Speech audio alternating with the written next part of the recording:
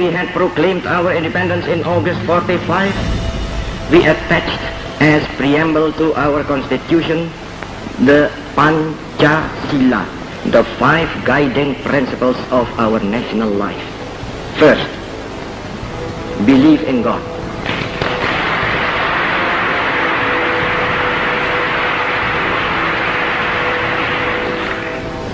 Second, nationalism.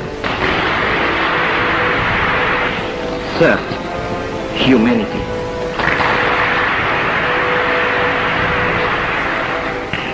Fourth, democracy.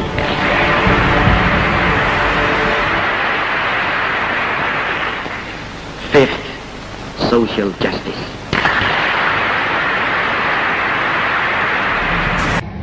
Assalamualaikum warahmatullahi wabarakatuh. Perkenalkan, kami dari kelompok 1 akan menjelaskan beberapa poin tentang Konstitusi Indonesia. Terlebih dahulu kami akan memperkenalkan diri. Saya sendiri Akskia Diantiak Rais. Perkenalkan, nama saya Atika Tahira.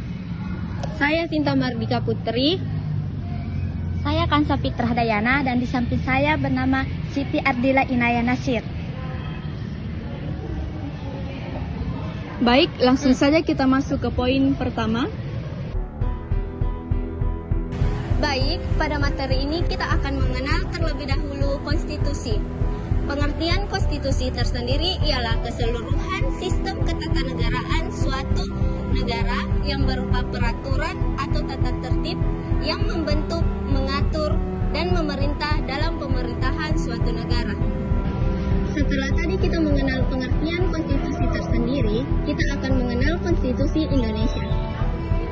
Konstitusi Indonesia dikenal sebagai Revolution Road yang bermakna bahwa Undang-Undang Dasar 1945 mengandung gagasan revolusi yang berwatak nasional serta sosial.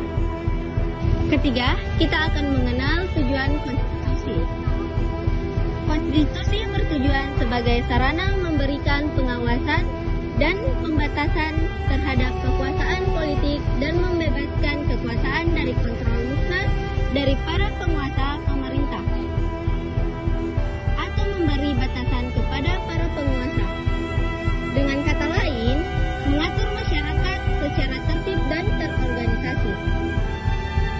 Negara juga dapat mengontrol pemerintahannya lewat konstitusi tersebut.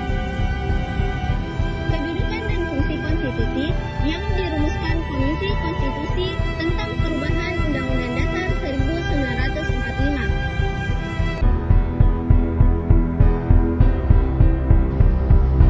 Baik, kita lanjut ke poin kedua, yaitu Konstitusi Indonesia. Yang pertama, konstitusi tertulis dan tidak tertulis. Konstitusi tertulis adalah konstitusi yang dibuat secara tertulis dalam suatu dokumen yang umumnya berupa peraturan hukum yang mengatur pemerintahan.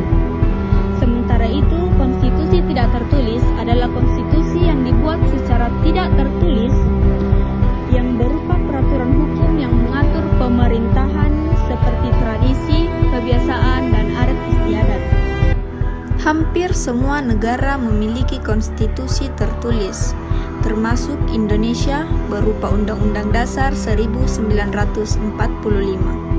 Sedangkan negara yang dianggap tidak memiliki konstitusi tertulis adalah Inggris dan Kanada. Di kedua negara ini, aturan dasar terhadap semua lembaga-lembaga kenegaraan dan semua hak asasi manusia terdapat pada adat kebiasaan dan juga tersebar di berbagai dokumen. Yang kedua, konstitusi lentur dan konstitusi kaku. Konstitusi lentur adalah konstitusi yang proses amandemennya bersifat umum, sama dengan hukum lainnya. Konstitusi kaku adalah konstitusi yang amandemennya memerlukan proses yang bersifat khusus. Yang ketiga, konstitusi dengan kedudukan lebih tinggi dan tidak lebih tinggi dari badan legislatif. Konstitusi yang berkedudukan lebih tinggi dari badan legislatif adalah konstitusi yang tidak dapat diamandemen badan legislatif, atau konstitusi yang proses amandemennya bukan menjadi kewenangan badan legislatif.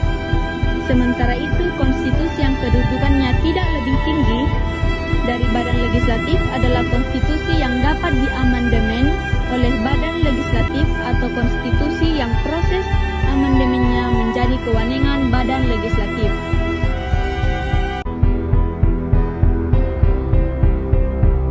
Poin ketiga ada fungsi konstitusi.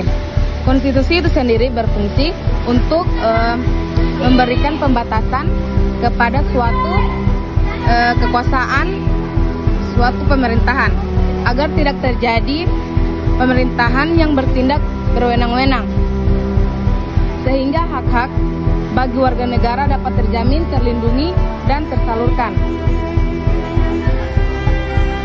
Kedua, konstitusi memiliki fungsi sebagai piagam atau lahirnya suatu negara. Yang ketiga, konstitusi memiliki fungsi sebagai sumber hukum tertinggi. Yang keempat adalah konstitusi memiliki fungsi sebagai alat untuk melakukan pembatasan terhadap kekuasaan dari suatu pemerintahan. Kelima, konstitusi memiliki fungsi sebagai sebuah identitas nasional untuk lambang negara. Terakhir, konstitusi memiliki fungsi sebagai salah satu cara untuk memberikan perlindungan terhadap hak asasi manusia sekaligus jaminan kebebasan untuk warga dari suatu negara.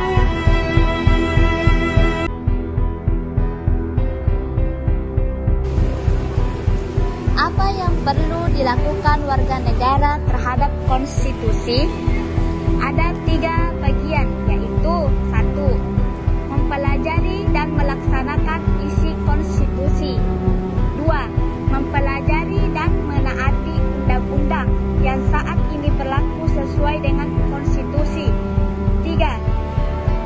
Ikut mengawasi kinerja pemerintah. Mengapa warga negara perlu memiliki kesadaran konstitusi? Yaitu, dengan hadirnya konstitusi, masyarakat menyerahkan hak tertentu kepada negara. Namun, setiap anggota masyarakat tetap mempertahankan hak-haknya. Hadirnya konstitusi ialah untuk menjamin hak-hak asasi dan politik dari warga negaranya.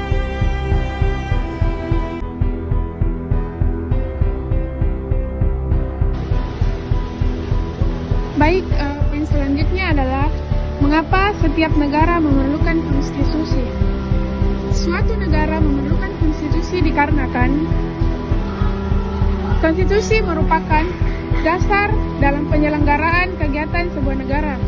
Apabila tidak memiliki dasar yang jelas serta aturan-aturan yang dapat dibuat, maka negara tidak dapat menjalankan pemerintahannya serta dapat terjadi kekacauan di dalam pemerintah dan masyarakat. Konstitusi suatu negara pada hakikatnya merupakan hukum dasar tertinggi yang memuat hal-hal mengenai penyelenggaraan negara. Karenanya, suatu konstitusi harus memiliki sifat yang lebih stabil daripada produk hukum lainnya. Ada kalanya keinginan rakyat untuk mengadakan perubahan konstitusi merupakan suatu hal yang tidak dapat dihindari. Hal ini terjadi apabila mekanisme penyelenggaraan negara yang diatur dalam konstitusi yang berlaku dirasakan sudah tidak sesuai lagi dengan aspirasi rakyat.